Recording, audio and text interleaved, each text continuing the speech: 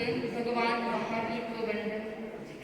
अनंत अनंत शक्ति स्रोत शक्ति प्रदाता ज्योति पुंज आचार्य महासमन जी के चरणों में मेरा भाव भरा वंदन।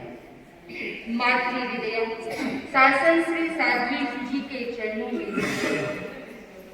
साध्वी वृंद एवं श्रावक समाज।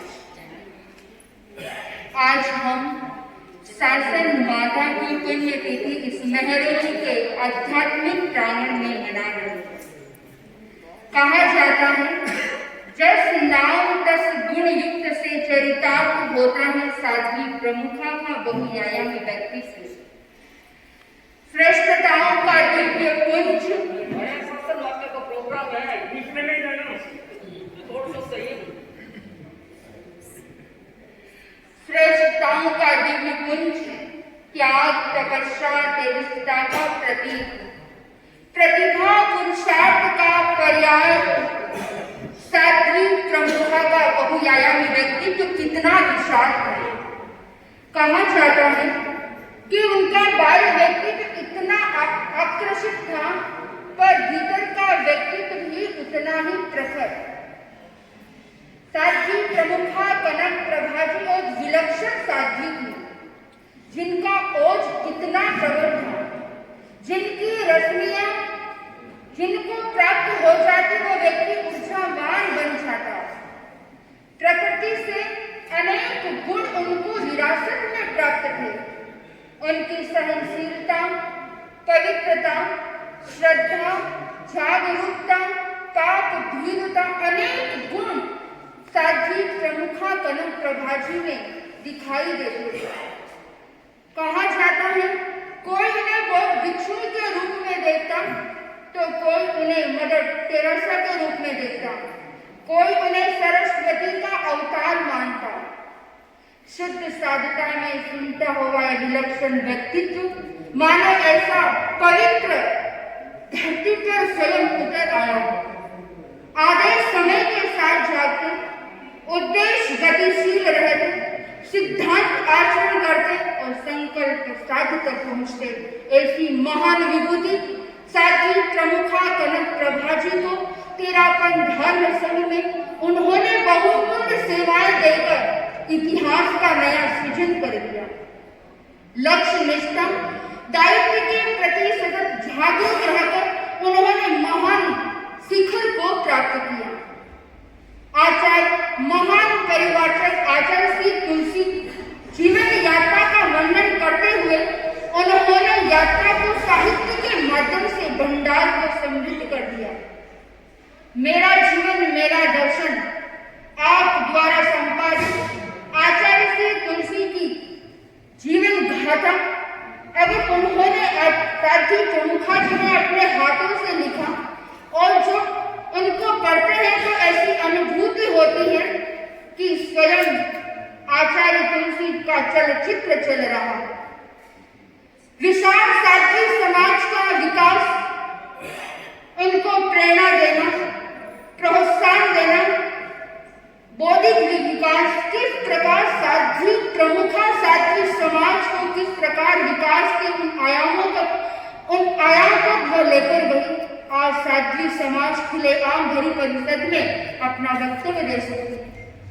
ऐसी विरल साध्वी प्रमुखा ने आचार्य से तुलसी ने उनके लिए फरमाया कि कला के प्रति साध्वी प्रमुखा मुझे प्राप्त हुई।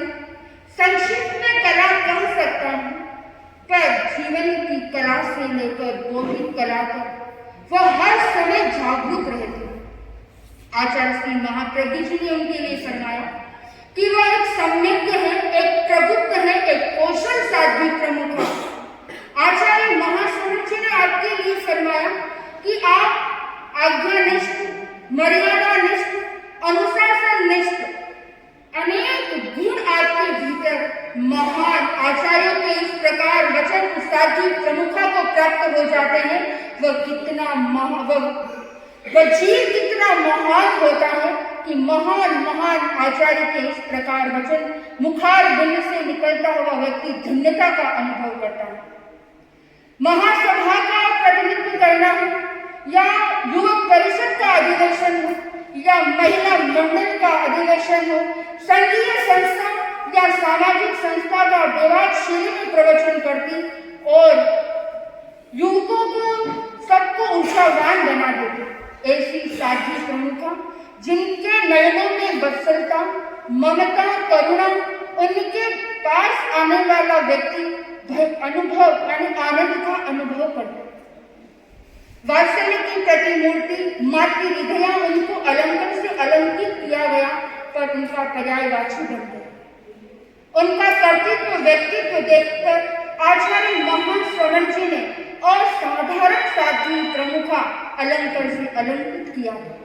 ऐसी महान विभूति जिनके विशेषताओं को शब्दों में बांधना बहुत कठिन है, पर मैं यही कहना चाहूंगी कि वह साध्वी प्रमुखा जहां कहीं भी गई हो, हमें ऐसी ऊर्जा प्रदान करते रहे और हम संयम की दिशा में आगे बढ़ते रहे। इन्हीं भावों के साथ ओम वंदनीय राष्ट्रपति साध्वी जी के चरणों में वंदना। साध्वी वृंद उपस्थित है। साध्वी प्रमुखा जी का व्यक्तित्व, नैतित्व, व्यक्तित्व एक अद्भुत था। हमारे धर्म संघ में जितनी भी साध्वी प्रमुखाएं हुई हैं, उनकी सबकी अलग अलग विशेषताएं थी और उन्होंने अपनी विशेषताओं के द्वारा इस धर्म संघ को सजाया एवं संवारा है।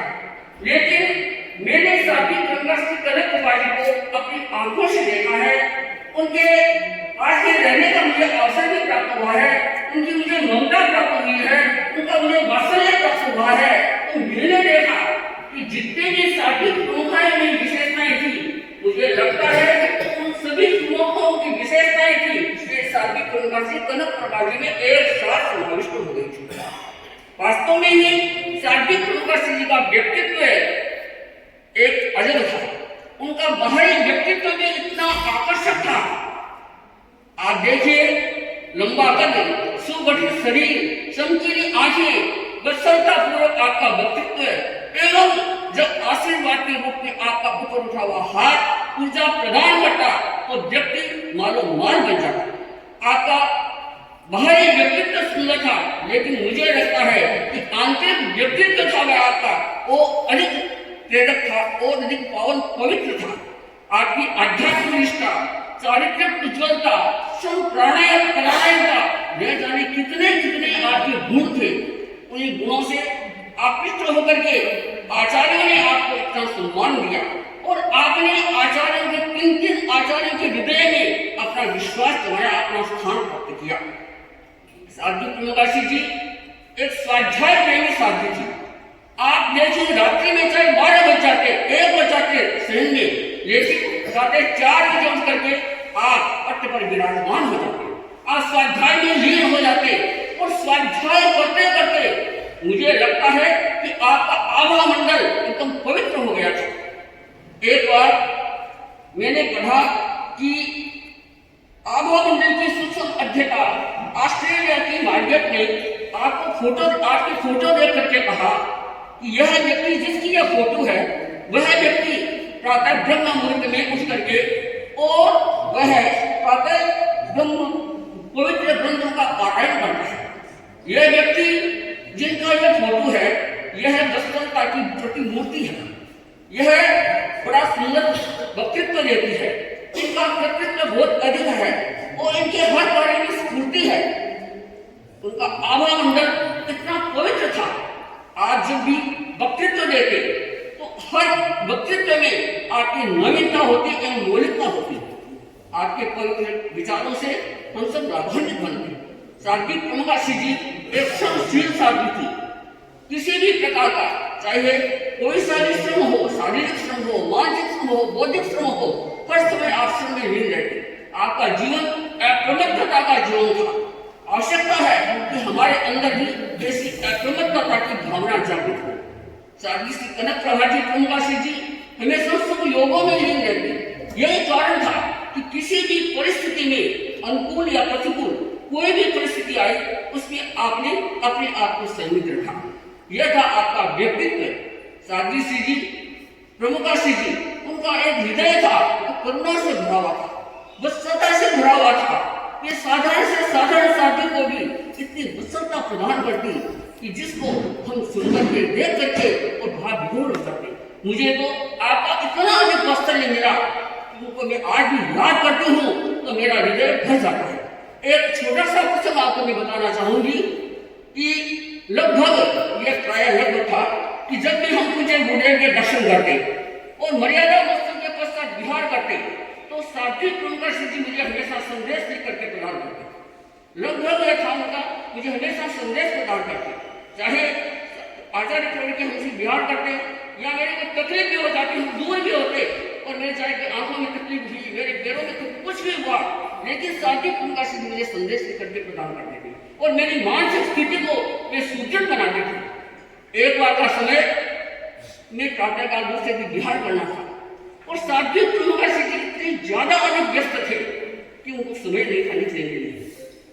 अब आप देखिए रात्रि के 11:30 बज गए, साध्वी श्री जी इतने व्यस्त, 11:30 बज गए रात्रि के और 11:30 बजे के पश्चात जब आप काम से निवृत्त होते हैं, कमरों की सब बत्तियां बंद हो जाती है और साध्वी प्रमुख जी साध्वियों से कह रहे हैं कि देखो मेरी कुर्सी बाहर बरामदे में लगा। सत्य ने कहा क्यों महाराज, 12 बज रहे हैं, इतना टाइम हो गया है, अब आप क्या करेंगे? साध्वी प्रमुख जी आप मेरी एक बार कुर्सी बाहर लगाओ। आपकी कुर्सी बाहर लगा दी, साध्वी प्रमुख जी अपने हाथ में तेल को लेकर के विराजमान होते हैं और उन्होंने रात्रि के 12 बजे मेरे लिए एक संदेश लिखा। आप देखिए उनकी करुणा को, उनकी वत्सलता को। जब मैं प्रातः साध्वी प्रमुख जी के दर्शन करने के लिए गई और मेरे कहा महाराज आज विहार करना सुबह की, साध्वी प्रमुख जी कोई बात नहीं, जो ये संदेश तुम्हारा। मैं तो एकदम अभिभूत हो गई, मेरा हृदय भर गया। साध्वी ने कहा कि देखो सुमित्रा जी, हमने तो प्रमुख जी से कहा कि ऐसी क्या बात है, संदेश लिखना कोई जरूरी है क्या आपके लिए? ऐसा क्या जरूरी है आपको संदेश लिखने के लिए? रात्रि के 12 बज गए हैं। साध्वी प्रमुख जी ने फरमाया कि तुम्हारे लिए जरूरी नहीं है, लेकिन मेरे लिए जरूरी है कि उनको मुझे देना है संदेश। ये थी उनकी करुणा, ये थी उनकी वत्सलता। ऐसे एक नहीं, मेरे जीवन के अनेकानेक संस्मरण है कि जिन्होंने मुझे अपनी करुणा से, अपनी वत्सलता से मेरे जीवन को सजाया, मेरे जीवन को संवारा और मुझे आगे बढ़ाया।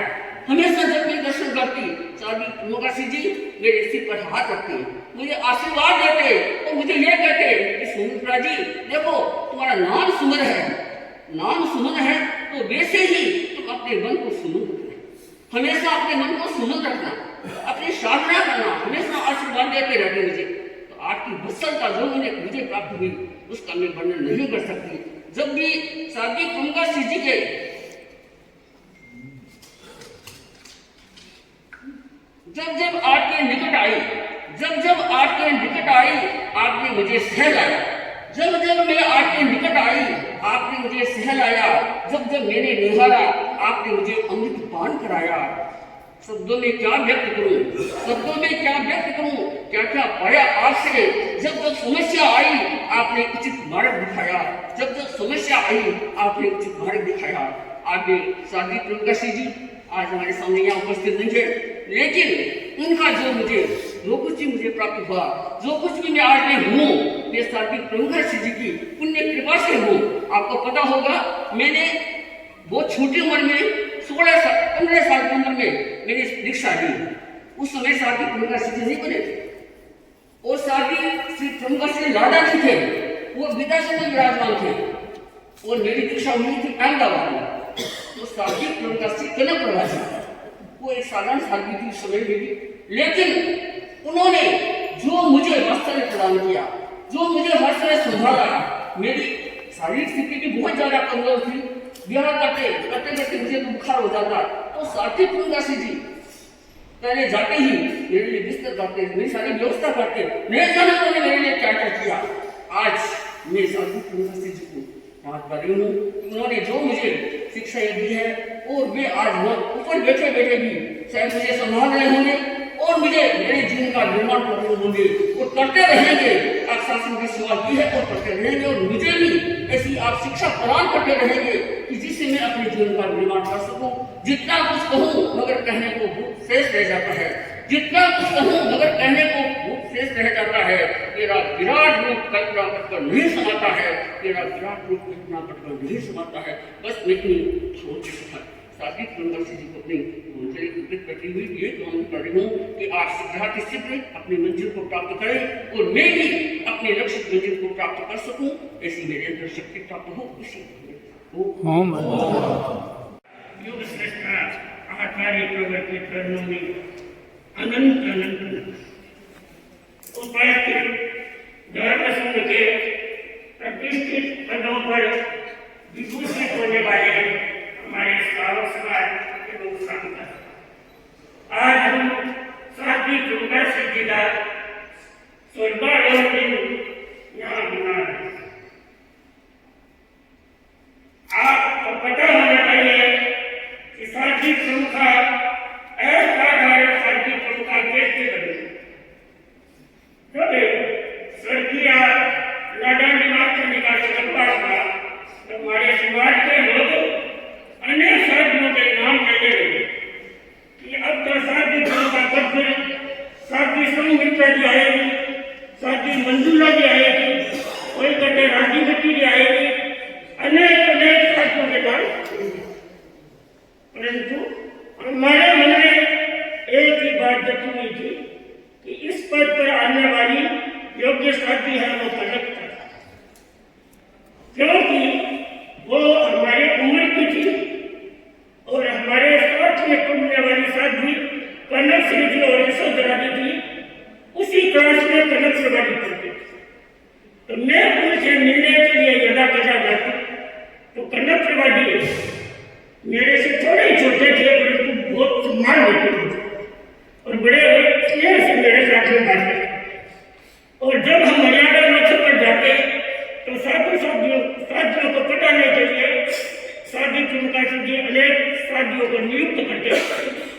क्लासें अलग अलग क्लास होती तो सबसे बड़ी क्लास कनक श्री थी, उसमें 30-40 साथियां दूसरी क्लास में वो बोलती नहीं थी, परंतु पता नहीं उन्हें क्या आकर्षण था और आकर्षित तुलसी ने भी उनको लक्ष्य पूर्वक तैयार किया। मैं 2-3 चातुर्मास मैंने आकर्षित तुलसी के सामने के लिए किए राज में, तो साथी प्रमुखा जी का एक काम संभलाया था कि तुम आकर्षित तुलसी का पानी लाया था।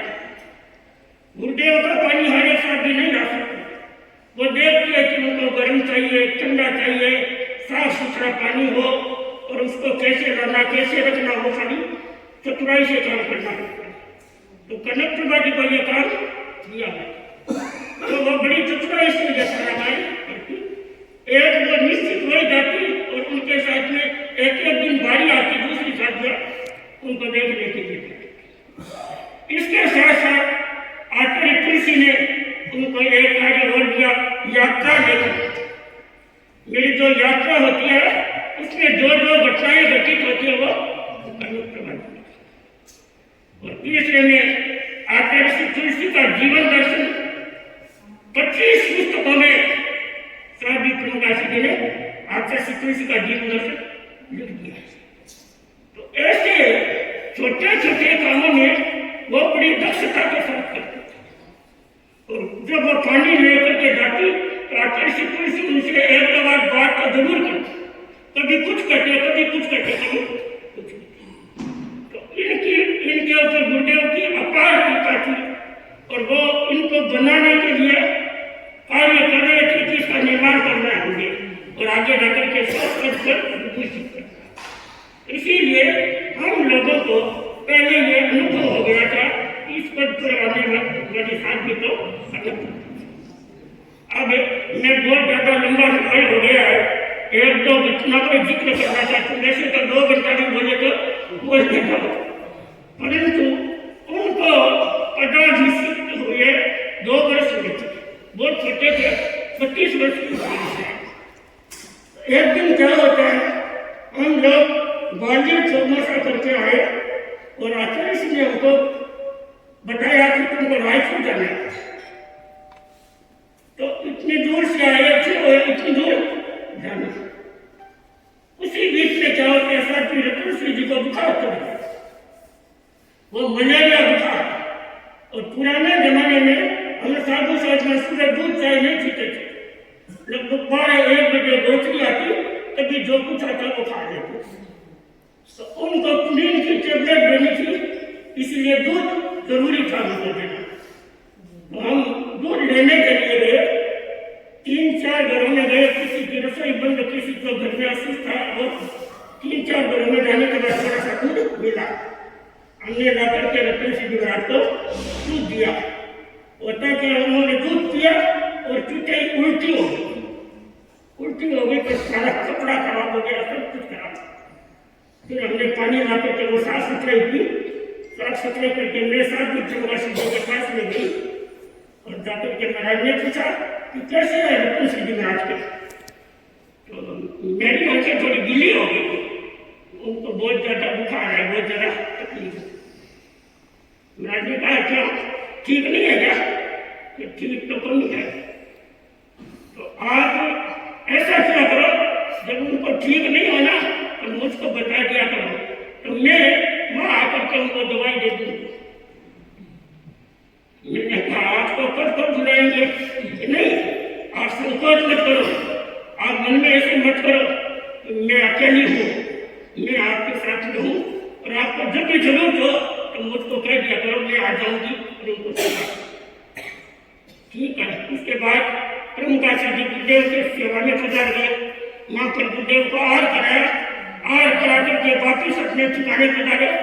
तो ठिकाने पहले नहीं जाकर के पहले हमारे ठिकाने पर आए, हमारे कमरे में आए और आकर के और मुझको आपने बड़ा सोचा, रात सोच रहे थे कि आगे के दिन मेरे को दर्द हो रहा है, तकलीफ हो रही है, तो मुझको राजी करने के लिए वो आरटीसी के ठिकाने से कुछ चीजें लेके आए थे, वो मुझको और फिर कहा कि आप ऐसे महसूस नहीं करना कि मुझको सारा काम संभाल गया, मैं आपको देख रेख कर दूंगी, सचिवों को नियुक्त कर दूंगी। फिर 2 साथियों को हमारी सभा में और नियुक्त कर दिया और लगभग 12 दिन वहां गुरुदेव के सानिध्य में रहे। गुरुदेव रोज कुछ श्री स्वस्थ हो गई, स्वस्थ हो गई, तो मर्यादा मोचक के पहले उनको रायपुर के लिए दिया। मैं कहती हूँ कि उनके दिल में कितनी ममता थी, कितना वात्सल्य था, कितना स्नेह था। वो हर एक व्यक्ति को इस प्रकार पूछते थे, उसका सहयोग करते, उसकी व्यवस्था करते और बच्चा करते थे। इसके साथ साथ में उनके हाथों में भी बड़ा चातुर्य था। वो कोई भी काम करते तो बड़ी चतुराई के साथ में करते थे। और शादियों की संभाल, चाहे कोई शादी पढ़ी लिखी है, नहीं पढ़ी लिखी है, चाहे कोई वृद्ध है, चाहे युवा है, चाहे बाढ़ है, सब शादियों को वो अच्छी तरह से वार्ता जैसे प्राप्त देते थे। आखिर में आपसी का यहाँ पर पदार्थ हुआ और हमने देखा यहाँ तेरापन भवन में आप पढ़ा रहे थे और आप बहुत असाध्य बीमारी से पीड़ित हो गए थे। जो ही हमने आपको दर्शन किए तो आप उठ नहीं सके, परंतु स्वयं ही ऐसे वंदना करते हैं और वंदना करके पूछते हैं कि आपके साथ आया। अंतिम समय तक उनकी जो ममता थी वो कायम थी। वो तर्क नहीं कर सके, बोल नहीं सके, परंतु उनके दिल में ऐसा था कि साधना इतने दिनों से, इतने वर्षों से आई है और उनको मैं साथा सोचूं, उनको कुछ सोचूं। तो मैं कहती हूँ माँ जैसी ममता वो सबको देते थे, सबकी साथ संभाल करते थे, सबकी व्यवस्था करते थे। परंतु आज वो हमारे बीच में नहीं है। जहाँ कुछ भी है तो मैं समझती हूँ कि वे समय की सेवा करते रहेंगे और हम सबकी संभाल करते रहेंगे और हमको साधना के लिए प्रेरणा प्रदान करते रहेंगे। अब एक बात मैं कहना चाहती हूँ कि ये जो डॉक्टर साहब आपके सामने बैठे हैं, आप कोई जानते हैं नहीं जानते हैं, वर्षों से अपने धर्मसंघ की सेवा कर रहे हैं, परंतु लगभग मैं अचानक बीमार हो गई थी और मेरे भी कैंसर हो गया था। तो उस टाइम में डॉक्टर साहब ने आपने मुझको संभाला और लगभग आज 6 वर्ष तक रहा है। अब मैं ठीक हूँ, फिर भी डॉक्टर साहब महीना 2 महीना होते हैं आज अपने देख देखिए और दवाई तो फोन से बताती रहती है, ये ले लो। मैं समझती हूँ ये डॉक्टर नहीं है, एक श्रावक है और तन मन से सेवार्थी होकर के धर्मसंघ की सेवा करते हैं। केवल मेरी मैंने कितनी साधु साधु की सेवा किया है और मैं कहती हूँ कि आप इसी प्रकार संघ की सेवा करते हो। ये संघ की सेवा बहुत बड़ी सेवा है। कहते हैं जो व्यक्ति रोगी की सेवा करता है वो तीर्थंकर पद को भी प्राप्ति कर लेते हैं। ओम राम। वो तन्मय से सेवा करता है तीर्थंकर पद को प्राप्त करता है। मैं आप लोगों को कहना चाहती हूँ कि आप जिस प्रकार अपनी सेवा भावना को बढ़ाइए आगे से आगे बढ़ाते रहे और ये संघ की सेवा बहुत मूल्यवान सेवा है। ऐसे और रोगियों की सेवा आपको मिलती रहती है परंतु संघ की सेवा आप पर विश्वास है इसीलिए ये साधु साधु आपके पास में आते हैं और आपकी सेवा लेते हैं। आज भी संघ के प्रति सर्वात्मा समर्पित होकर के आज तक जैसी सेवा करते रहे वैसे आगे करते रहे। तो इन्हीं शुभकामनाओं के साथ मैं समझती हूँ कि आज कुंभ का सिद्धि का कार्यक्रम है उसमें गोल भटकाएगा परंतु